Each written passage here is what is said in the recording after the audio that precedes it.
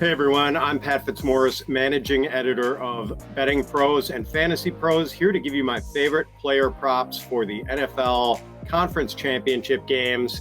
And this is our last multi-game slate of the football season, so we need to make the most of it. So let's dive right in. And just a reminder, all odds are courtesy of DraftKings as of Thursday afternoon. Let's start with Brock Purdy, under 219.5 passing yards. He's going up against a Philadelphia Eagles defense that is downright vicious against the pass, and it starts with a fearsome pass rush. The Eagles had 70 sacks during the regular season. That is the most by any team during the regular season since the Chicago Bears in 1984, who had 72. Hassan Reddick, Javon Hargrave, Josh Sweat, and Brandon Graham all had double-digit sacks for Philadelphia this year. And the Eagles also have the terrific cornerback duo of Darius Slay and James Bradbury. So this is a fantastic pass defense. The Eagles gave up only 207 passing yards per game during the regular season. They allowed a league-low 5.5 yards per pass attempt, and they held Daniel Jones to just 135 passing yards last week in the divisional round. The Eagles' run defense is not as effective. Philadelphia ranked 21st in DVOA against the run this year. So expect the 49ers to deploy a run-heavy game plan against Philadelphia this week.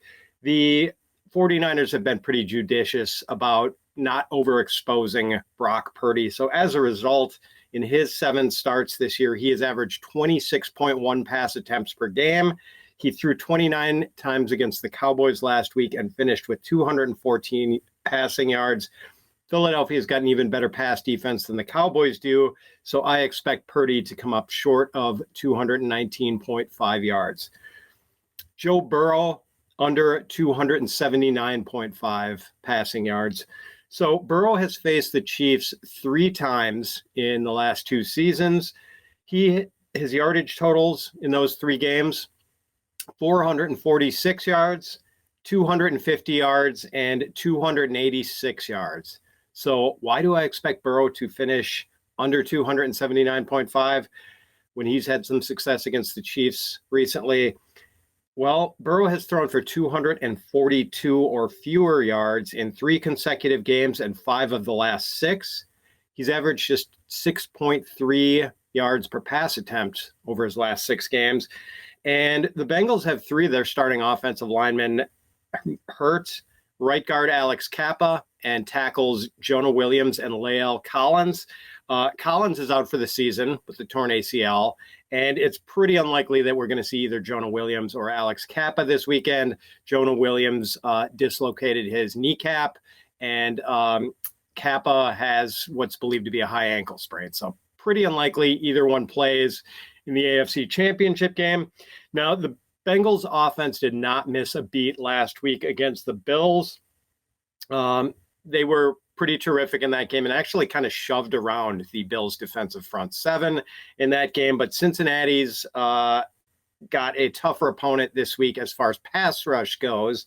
The Chiefs had 55 sacks, second only to the Eagles, and had a pressure rate of 24.9%. 5th highest in the league. This is a good pass rush. And an offensive line that's missing 3 starters, I think, could have a hard time keeping this pass rush at bay.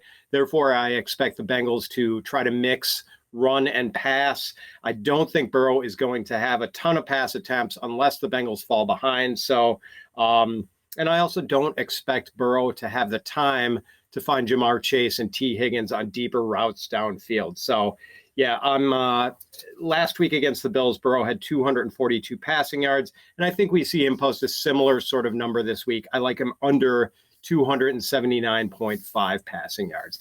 I'll get to the rest of my favorite player props for the conference championship games in just a moment, but first, subscribe to the Betting Pros YouTube channel and comment below on this video, because when you do, you could win a free upgrade to Betting Pros Premium. Whether you're looking for access to exclusive picks, top-rated player props, or custom analysis of your own betting performances, Betting Pros Premium has the tools to help you cash more bets. Plain and simple. Don't want to wait for the giveaway? Sign up today at bettingpros.com/upgrade and start betting smarter, not harder. All right, back to the player props, and let's go to Miles Sanders under 61.5 rushing plus receiving yards. So I prefer to play Sanders rushing plus receiving yards total rather than just his rushing total. It sets the bar about 10 yards higher. And really, Sanders is kind of a complete zero in the passing game, to be quite honest. So Sanders has fallen short of this number in 6 of his last 10 games. And during that stretch, he has drawn only 13 targets and has caught 9 passes for 36 yards. So that's 3.6 receiving yards a game over that stretch. With the extra 10 yards you're getting on the rushing yardage plus receiving yardage total, I think the value is here and not with solely rushing yardage. So Sanders is going to be doing the vast majority of his work on the ground, and he's going to be facing a very good 49ers run defense. San Francisco ranked second in DVOA against the run during the regular season, behind only the Titans, and gave up just 59.6 rushing yards per game to opposing running backs. Sanders shares the Philadelphia backfield with Kenneth Gainwell and Boston Scott, so he doesn't even have the backfield all to himself. He's played more than 51. He has not played more than 54% of the Eagles' offensive snaps in 8 of the last 9 games. So only in 1 of the last 9 has he played more than 54%. It's going to be hard for Sanders to reach this number, I think, with a potentially limited number of touches against an excellent run defense. Miles Sanders under 61.5 rushing plus receiving yards.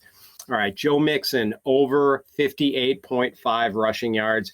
This is kind of correlated with the under on Joe Burrow's passing yardage. As mentioned earlier, I think the Bengals will endeavor to balance run and pass to try to neutralize the Kansas City pass rush.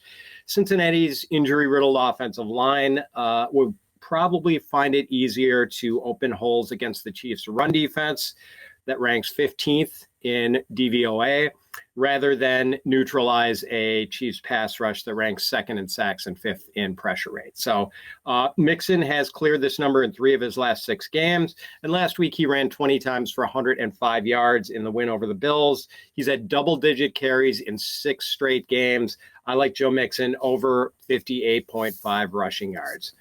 DeVonta Smith over 65.5 receiving yards. Smith has cleared this number in 5 of his last 7 games, and he's topped the 100-yard mark in 4 of those games. He has seen 8 or more targets in each of his last 10 games, and he's had 5 or more receptions in each of his last 7 games. So he has become kind of a high-volume guy for the Eagles.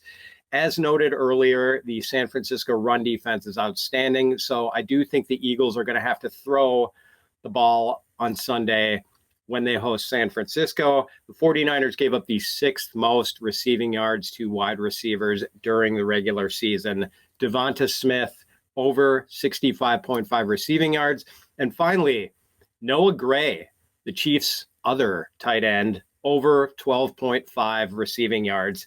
Noah Gray has failed to clear this number, 12.5, only twice in his last 11 games. And in one of those games, he fell short by a half yard. So Gray has averaged 1.9 receptions and 22.5 yards per game over the last 11. And he has played more than half of the Chiefs' offensive snaps in each of their last 9 games. Last week, he played 37 snaps against the Jaguars. He's heavily involved.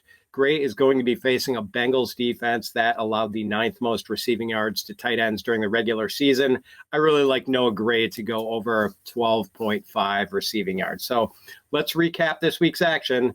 We are going to go with Brock Purdy under 219.5 passing yards, Joe Burrow under 279.5 passing yards, Miles Sanders under 61.5 rushing plus receiving yards, Joe Mixon over 58.5 rushing yards, DeVonta Smith over 65.5 receiving yards, and Noah Gray over 12.5 receiving yards. That's going to do it for this week.